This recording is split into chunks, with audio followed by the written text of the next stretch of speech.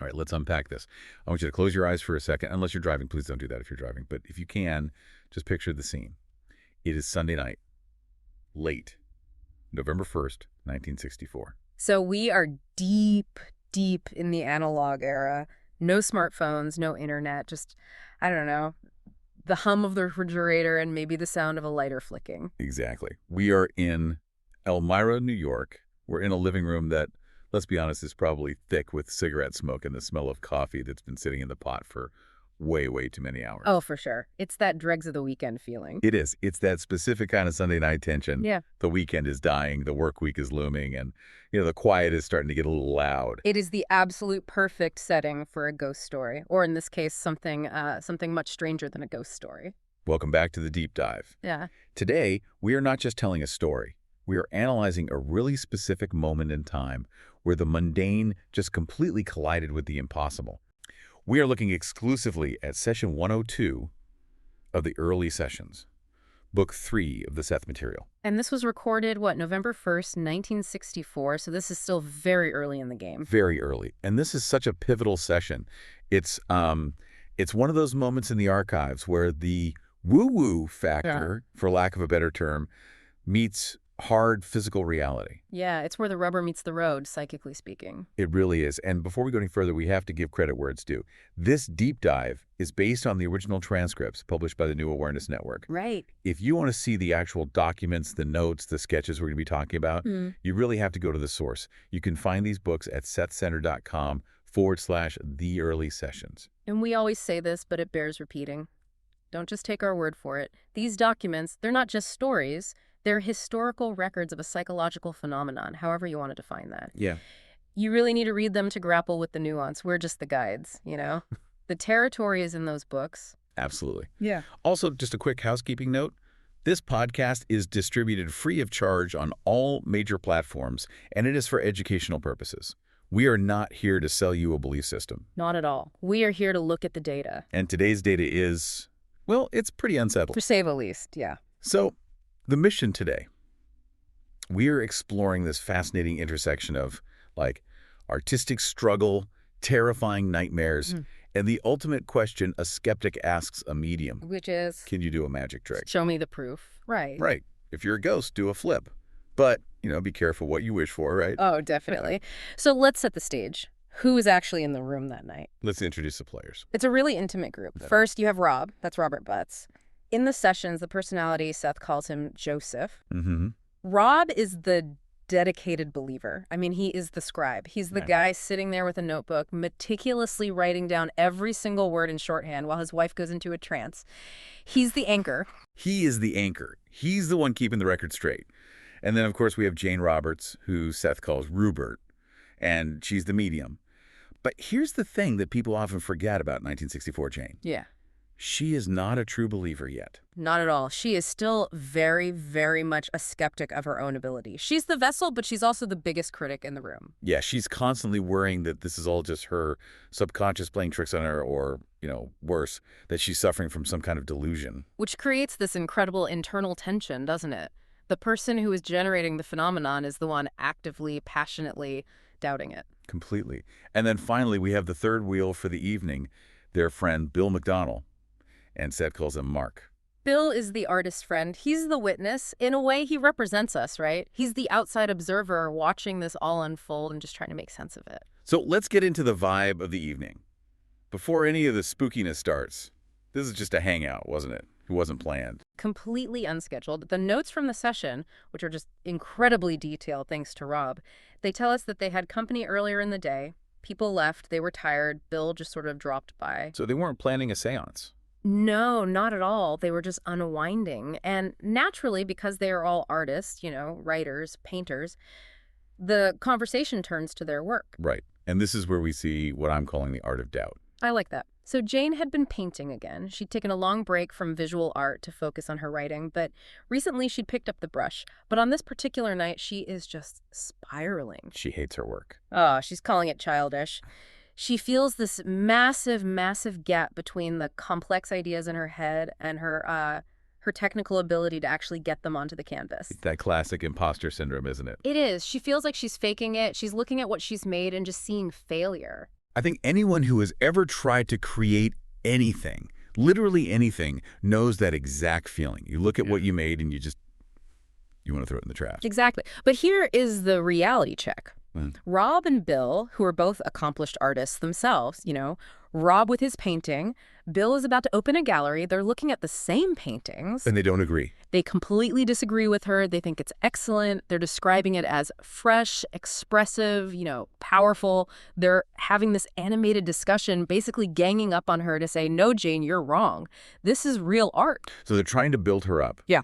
And while this is happening, this very human, very supportive moment, Rob gets hit with this brick wall of déjà vu. It's even stronger than déjà vu, though. It's a full-on realization. Rob suddenly stops and says, basically, wait a minute, I have lived this exact moment before. Like in a past life or something. No, in a dream.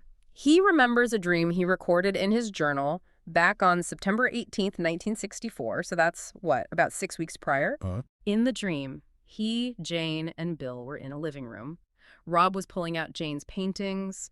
They were discussing them with the exact same enthusiasm, the same specific critiques, the same emotional beat of the conversation. Wait, he had this written down. This wasn't just a vague memory. Yes, that's the key. He had the receipt. He had a written record of a dream where this exact scenario played out, which just takes it to another level of weird.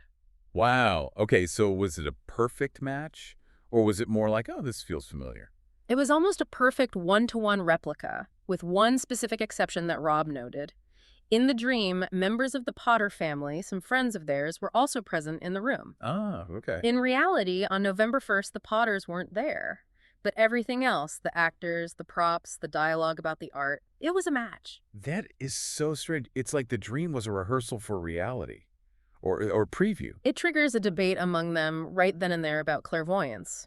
Rob is wondering, was the dream a peek into the future, or did the dream somehow script the reality they were now living? It just completely breaks down the barrier between the internal world of sleep and the external world of the living room. It does. It sets the tone, doesn't it? It suggests that even this casual hangout was, on some level, meant to happen. It primes them for the high strangeness that is about to follow. And speaking of strangeness, as the coffee gets colder and the night gets later, the conversation naturally shifts from art to ghosts. As it always does after midnight. Of course. They start swapping stories. And they talk about the bathroom, right? I feel like in the early sessions, the bathroom in their apartment is basically Grand Central Station for spirits. It really is a focal point, a hotspot in that little apartment. Yeah. So they discuss an apparition Bill had seen previously in that very bathroom doorway, something they covered back in session 68. But then Bill opens up about something new, something he hasn't really shared before. Nightmares. Yes. And these aren't just, I forgot to study for a test nightmares. These are visceral. Bill describes waking up, or at least thinking he's awake, and finding his bedroom filled with strangers. Just people standing there. Apparitions. People he doesn't know crowding into his personal space, standing around his bed, just watching him while he sleeps. That is absolute nightmare fuel.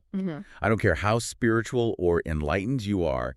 If I wake up and my room is full of strangers, I am grabbing the nearest heavy object. It's a primal fear, isn't it? The violation of your sanctuary. But Rob, trying to be the steady believer, he tries to comfort him using the Seth philosophy they've been learning so far. So what's the Seth explanation for a bedroom full of ghosts? Well, Rob tells him, look, Bill, based on what we know, these aren't demons. These aren't invaders. He says, these are likely just projected aspects of your own psyche. You're in contact with other parts of your whole self. Let's pause on a whole self for a second. That's a really big concept in the Seth material for anyone who's new to this. It is absolutely fundamental. Seth teaches that the ego, the you that is listening to this right now, is just the tip of the iceberg. Right. The whole self includes your subconscious, your dream self, your past and future personalities, all of these other facets of your consciousness. So Rob is suggesting that Bill isn't being haunted by outsiders. He's being haunted by pieces of himself that he just doesn't recognize yet. Which is a lovely intellectual concept to discuss over coffee. But it probably doesn't help when you're staring at a ghost at 3 in the morning. Not at all. And the humor of the situation is right there in the text. You have this very intellectual analysis of consciousness units happening, while Bill is probably just thinking, I just want to sleep without an audience. So the vibe is set. It's spooky. The art is analyzed. The precognitive dreams are dissected. And they decide to do what any group of friends in a horror movie would do. They decide to invite it in. They do. They start this little experiment. They sit around the coffee table, and they just stare into that dark, open bathroom doorway. And they're joking around, right? It's not super serious at first. They're nervously laughing, kind of daring something to appear. It's an induction. They're creating a mood. And Bill gets a hit. Bill gets a hit. He says he senses a feeling of a form in the doorway. He can't quite see it clearly, but he feels a density there, a presence occupying that space.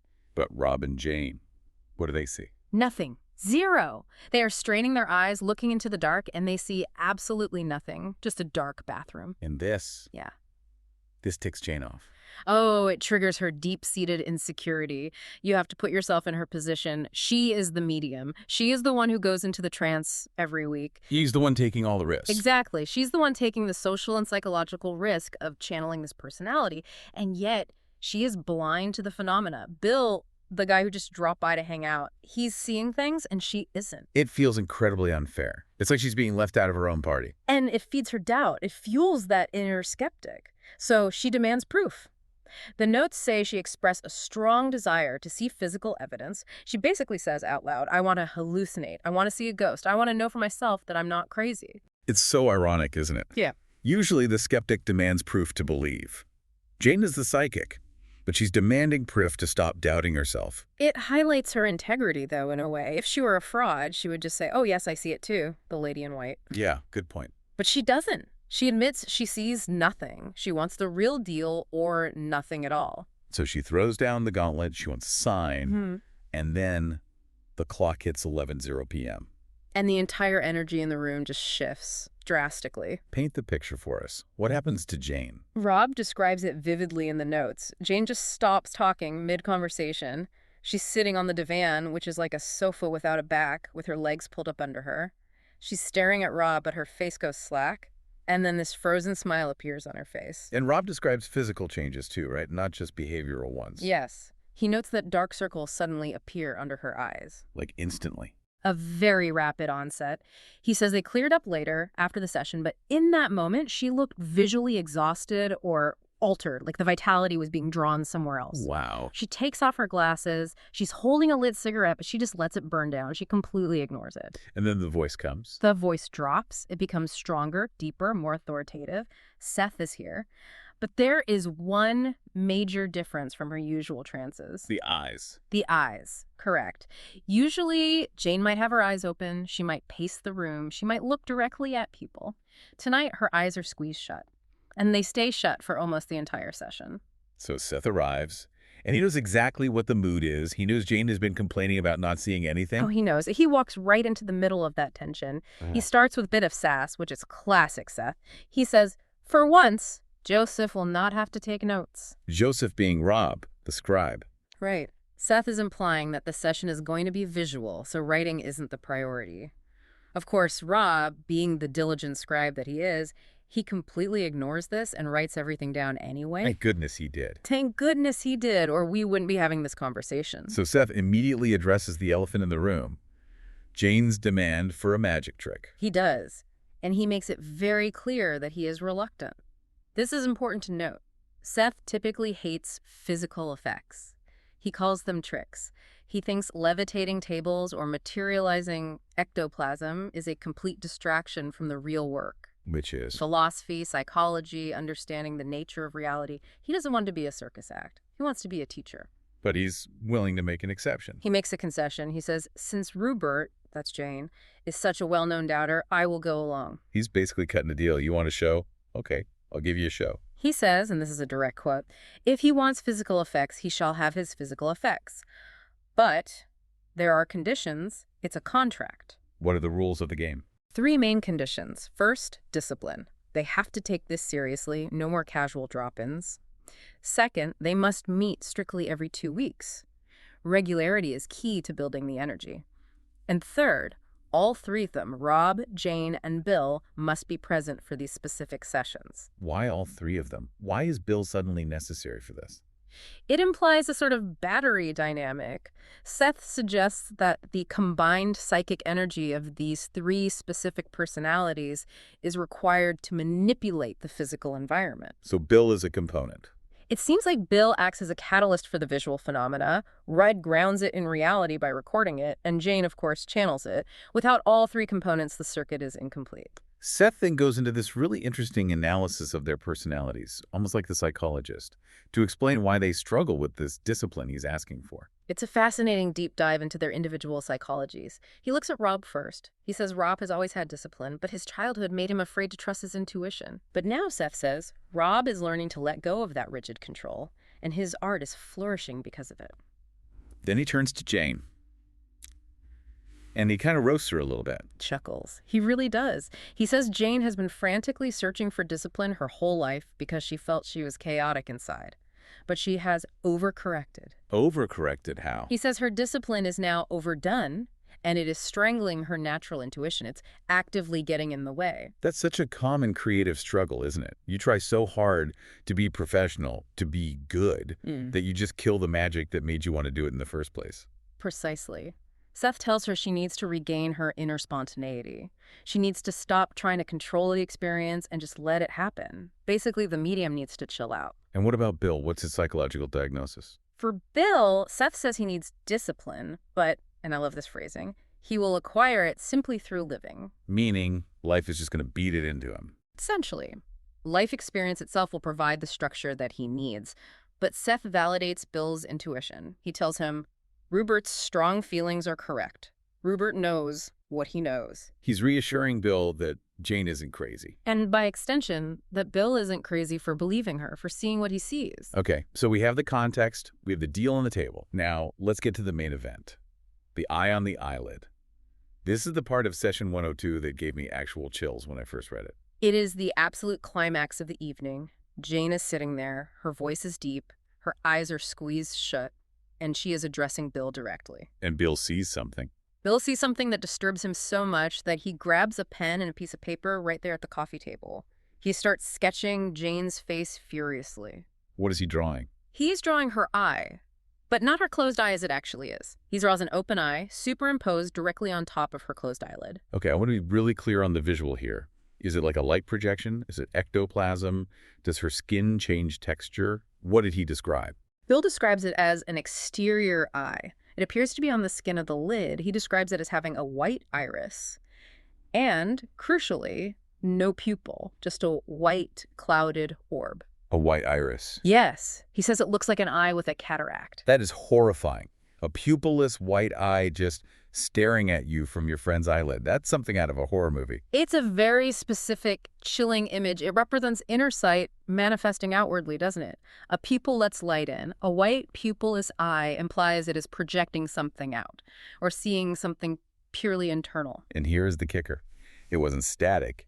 It was interactive. Yes. This is maybe the strangest part. Bill notes that this eye appears specifically when Seth is talking to him.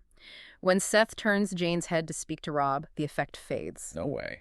When he turns back to Bill, who Seth calls Mark, the eye opens again on the lid. It's making eye contact with him. And Jane has no idea this is happening. She's completely out of it. She is oblivious. She is deep, deep in the trance, and there's a moment that proves just how deep she is. She's still holding that cigarette, remember? Oh, God, the cigarette. It burns all the way down to her finger.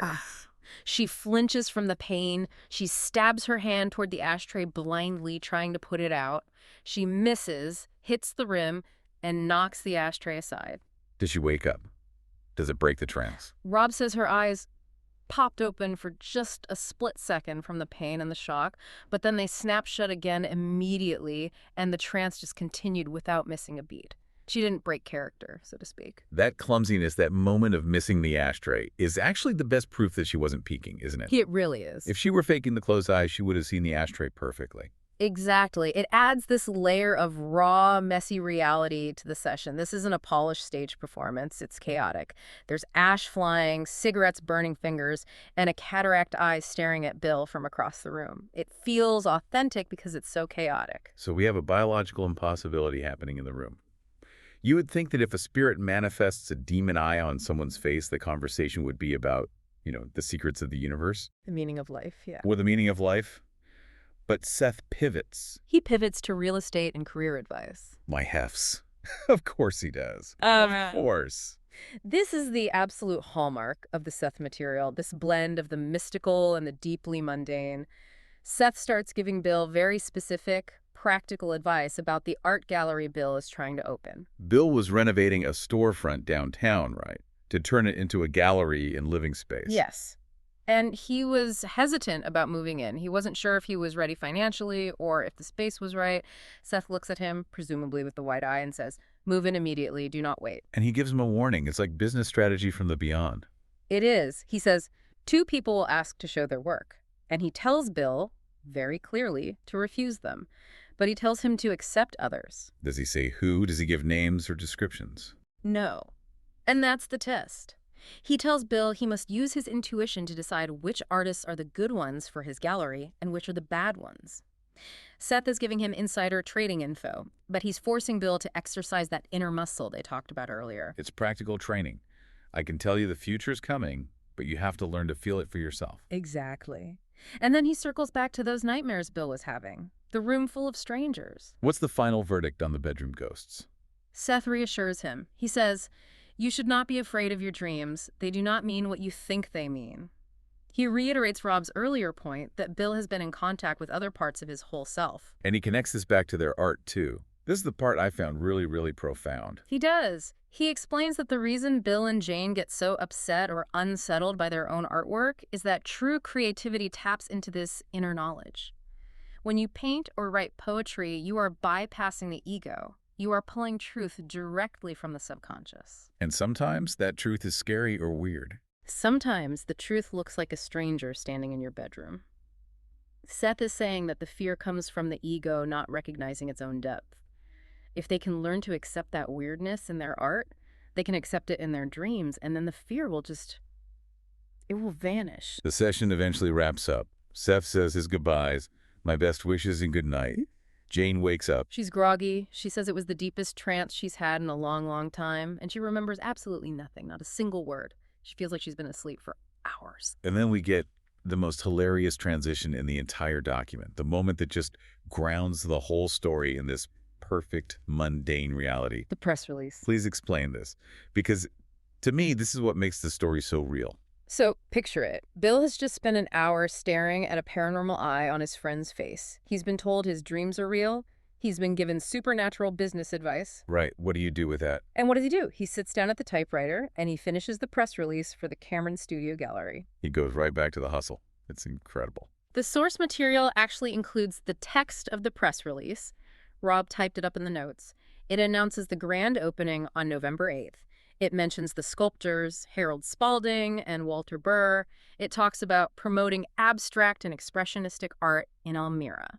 It's so normal. It's almost boringly normal. It reminds us that these weren't monks on a mountain somewhere. There were working-class artists in upstate New York trying to get their names in the local paper. They had to pay rent. They had to market their shows. The supernatural was just happening in between the work. But the supernatural didn't just stop when Bill went home.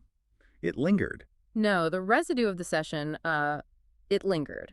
In the days following November 1st and 2nd, they all reported really intense experiences during what Seth calls psychological time. Okay, define psychological time for us quickly. It's a specific exercise Seth taught them. It involves quieting the conscious mind to try and perceive other realities. It's basically a form of meditation or self-hypnosis where you try to sense the inner present, not just the outer one. And they all started seeing things. Yes. Jane had a vision on November 2nd. She described seeing a round, very bright daylight-type light. She said it acted like a mirror reflecting another mirror, and it was spinning violently. It actually made her physically dizzy. That sounds almost psychedelic, like something out of a, DMT trip report. It is, and Bill reported a similar recurring white light whenever he closed his eyes that week. It's almost like that white iris he saw on Jane's face imprinted itself on his own inner vision. And Rob, what did he see? Rob, true to form, saw something a bit more grounded but still very strange. He had been watching a football game earlier that Sunday. When he closed his eyes to do the exercise, he saw these vivid, hypnagogic images of football players in action, but then they would morph into floating faces with lips moving soundlessly. It's like his brain was mixing the Sunday broadcast with the spirit frequency. That's a great way to put it. It shows how the mind processes this stuff. It takes the day residue, the football game, and it layers the psychic imagery right on top of it. It's a fascinating look at the mechanics of perception. So what do we make of session 102?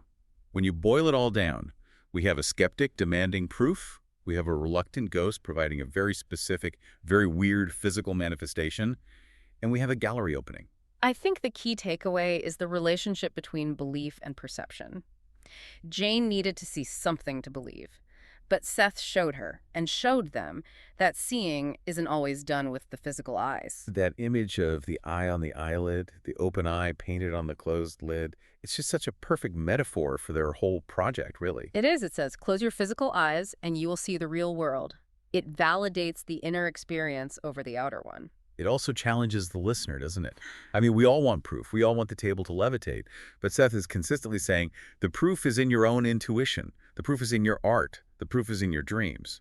And if you want the magic, you have to have the discipline show up. You have to sit in the chair every 2 weeks. You have to open the gallery. You have to do the work.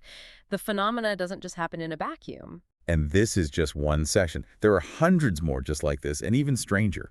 If you want to go down this rabbit hole, and honestly, you should, you have to check out the books. The early sessions are this incredible treasure trove of the day-by-day unfolding of high strangeness. Again, you can find them at sethcenter.com/the-early-sessions. It's so important to support the archivists, the New Awareness Network. We're keeping this stuff alive. It's important historical and psychological work. And remember, this deep dive is for educational purposes. We aren't telling you ghosts are real or that you're going to see eyes on eyelids. We're telling you that in 1964, 3 people in Elmira, New York, experienced something that profoundly changed their lives. You decide what it means. Critical thinking is your best tool. Always use it. So I want to leave you with a final thought tonight. We spend a third of our lives with our eyes closed, sleeping, plinking, daydreaming. We just think of it as darkness, an absence of vision. But next time you close your eyes, just take a second. Look at that darkness behind your lids. Is it really empty? Or is there a light there somewhere? Is there a white iris looking back at you? And if there is, maybe ask it for some investment advice. Exactly. Thanks for listening to The Deep Dive. We'll see you in the next reality. Good night.